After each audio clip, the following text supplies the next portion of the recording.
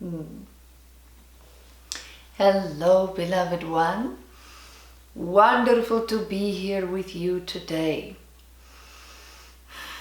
I want to thank you and honor you for your willingness to listen to my words, to think about them, to breathe them into your body, and just to see if they resonate with you.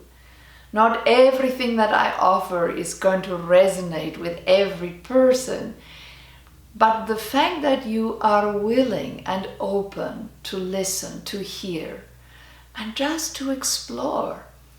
Is this something that's going to help you today? Is this something that's going to resonate with you?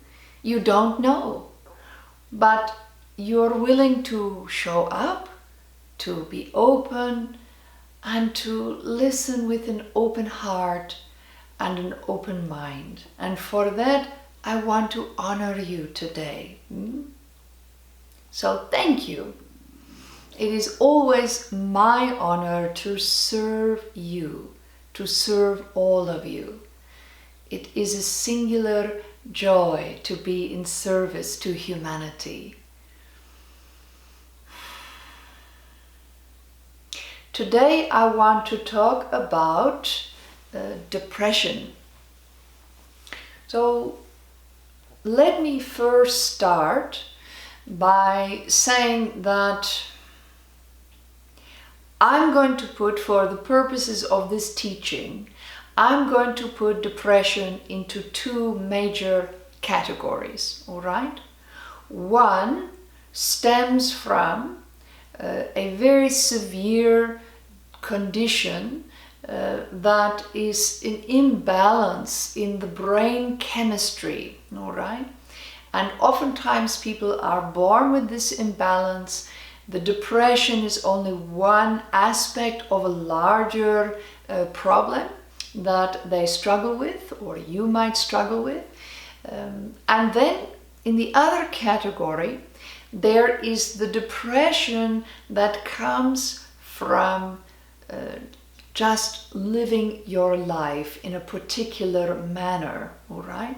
And while that, the way you're living your life in a particular manner may contribute to some brain chemistry imbalance, but if you change the way you're living your life, you can change that brain chemistry. Now, with the more severe levels of depression, by changing your life, you can also affect the brain chemistry, but you may not be able to relieve it 100% without the help of Western medical intervention or naturopathic medical intervention. So keep that in mind as we talk, that I'm not offering this as a solution to the more severe levels of depression, but it is certainly something that can help. Now, with that depression that comes in the way you live your life, what I'm going to talk about is very much something that will help enormously with that level of depression, all right?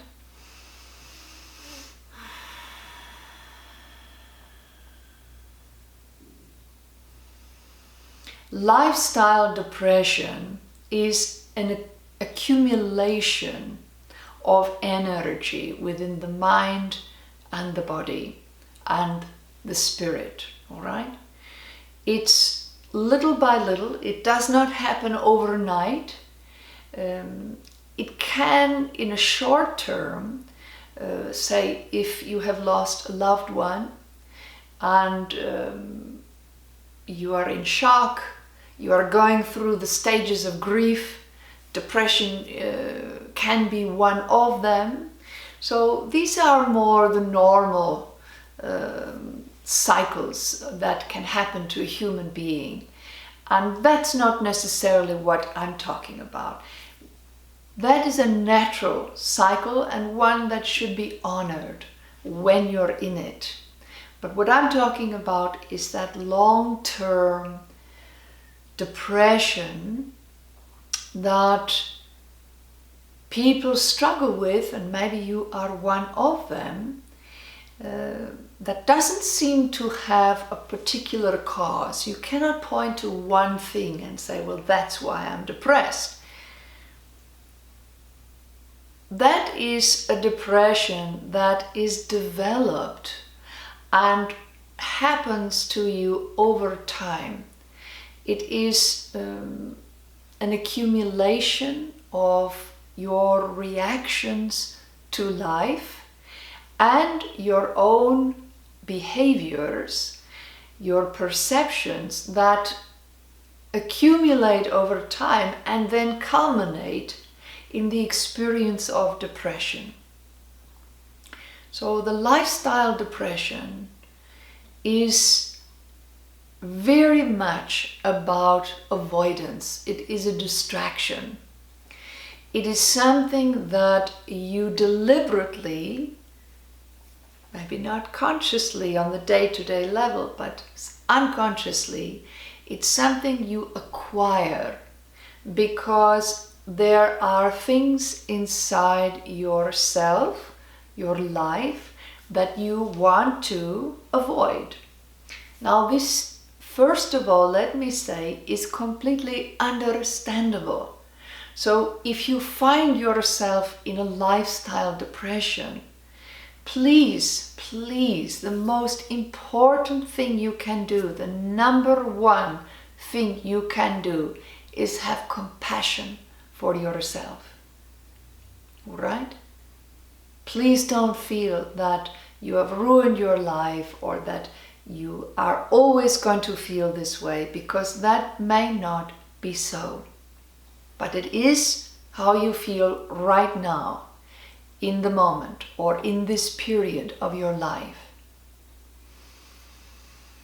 Depression is at its heart about apathy. You actually try to get yourself to a place where you don't care and you cannot feel. You may be able to feel some things, or oftentimes people are able to feel things about other people's lives. You might be able to go to a movie and cry about the story, or read a book and cry about the story, but you cannot feel your own sadness, or you cannot feel your own anger, or your own joy, or even your own fear. You tend to have a kind of flat existence, a numb existence. And this is deliberate. This is by design, all right? Because, and again, remember, I am not talking about the more severe clinical depression. That is also something else. But I'm talking about that depression that you have created over time. Now, life, I know, can be challenging and very frightening. It can provide wonderful experiences and very terrifying and traumatizing experiences. So please know that as I talk about this, I do understand why you would want to create a situation that allows you not to feel.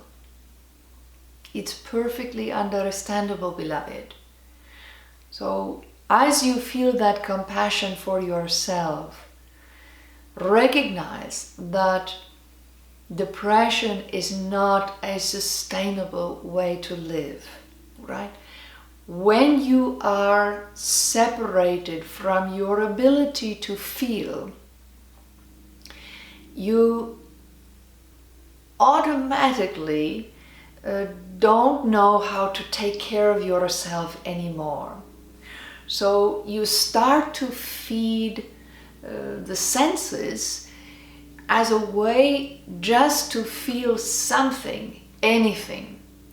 So oftentimes the diet is the first to go. People suffering from depression tend to eat very poorly because if all you can feel is that nice sensation of the way fat and salt and sweet and crunch or whatever taste, then you're going to go for that over and over and over again, because it might just give you fleeting moments of pleasure. And ultimately, human beings desire to feel good. So your perception of feeling good becomes skewed when you are depressed, because you cannot feel the deeper sensations of self. You start to lose touch with yourself. And as a result of being unable to communicate with your body, with your emotions, with your intuition, with even real good solid communication with your mind, then you start to not care for self. So you don't care so much about your environment, you don't care about the body, how you dress, how you go out in the world, how you communicate with others, because you are trying to always have this buffer of depression or apathy between you and everything else. And as some of you may know, as you're listening, that depression cannot sustain life. You must be able to commune with yourself. You have to feel, beloved. You must feel. If you cannot feel, at a certain point, life will not be worth living, and you will want to leave. Even if you end up staying with ill health, unhappy relationships, and living in an environment that does not bring you joy, you will continue to survive. Remember, you have the survival instinct that is very hard to override, very hard. So, while you are trying to keep yourself from feeling, you begin just surviving and not really living.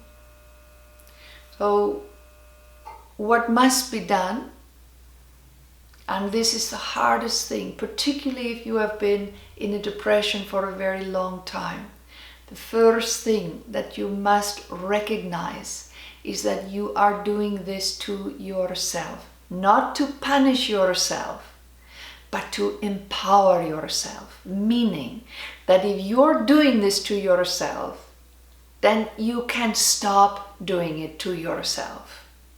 Now remember, it was a small collection of behaviors and shifted perceptions that over time created the depression. So to stop doing it does not mean from one day to the next the depression will lift. It means that you slowly start to reverse, change your actions and your behaviors to start to relieve the energy of depression.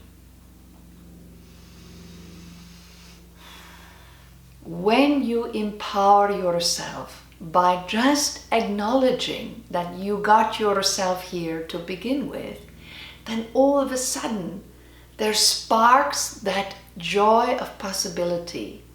That yes, you may have gotten yourself here, but yes, you can get yourself out of here. You can do it. The depression will tell you you cannot, that you're stuck here, that this is it, from now until the end. But you, as an adult, with a free-thinking mind, you get to recognize that that is false. That is a false experience. and you will have many of these in your life. Experiences that are generated artificially so that you will continue down a particular path. You have to be the adult and to recognize that you are not going to believe anything that your depression tells you. And it's going to tell you a lot. It's going to send you all kinds of messages. What to do, what to not do, what to say. Oh, forget it. This is too hard. That is depression's favorite thing to tell you. This is too hard. Don't bother. What's it going to get you anyway? And it's subtle, it's overt, it can be loud, it can be a whisper. But your job, if you truly wish to relieve yourself of depression, your job is to not believe anything the depression tells you. Another favorite, you're too tired. Meditating or writing about your problem or listening to something inspiring takes too much energy. You're tired. Just turn on the television or surf the internet endlessly. But the adult says, wait a minute. I'm sitting and watching TV, or I'm sitting with my eyes closed and just taking deep breaths. How is meditation any more exhausting or tiring than watching TV? And the adult will say, that's a childish comparison. It doesn't take any energy just to sit in this chair, close my eyes, and breathe and just be with myself.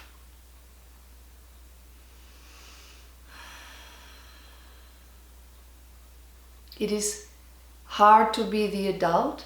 It is hard not to cave into the depression and to say, oh, just sit on the couch and eat lots of sugar and watch TV. That's the best thing for you because you're so tired. You're not sleeping well because you're depressed and you deserve a treat.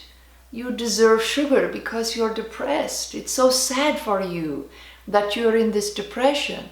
Don't believe that. Don't believe it. Don't believe a word of it. Self-pity and depression are the very best of friends. And they will work to convince you that they are right. But you, the free-thinking adult, knows otherwise. Use logic.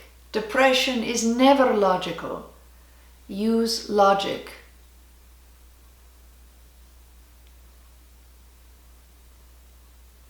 Now, you know that there are many, many healthy and wonderful things to do out there. Don't try to do them all at once. That's your depression. Because it knows if you try to do it all at once, you'll end up right back in your depression. Right back on that couch in front of the television.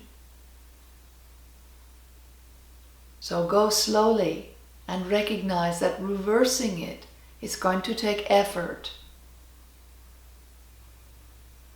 And the most important thing is compassionate commitment. You can do this, beloved. I know you can. Call upon me in every moment. I will always be there to help you as much as you will allow. And there will be times when the depression wins out and you end up back on the couch with a bag of something unhealthy. Okay, let it go. Let it go and begin again. Every time you are willing to ignore your depression and listen to your intelligent, free-thinking mind, you'll start to feel. And when you feel, then the heart can say, yes, Let me participate in leading us out of depression. And when you allow that, then the soul can say, you can hear me again. Let me help lead us out of depression. Use the tools you have right now. And the greatest tool you have is that compassionate commitment to stay focused on leaving behind your depression and not listening to the depression. I know you can do it. I love you. I'll be right there with you every step of the way. Namaste.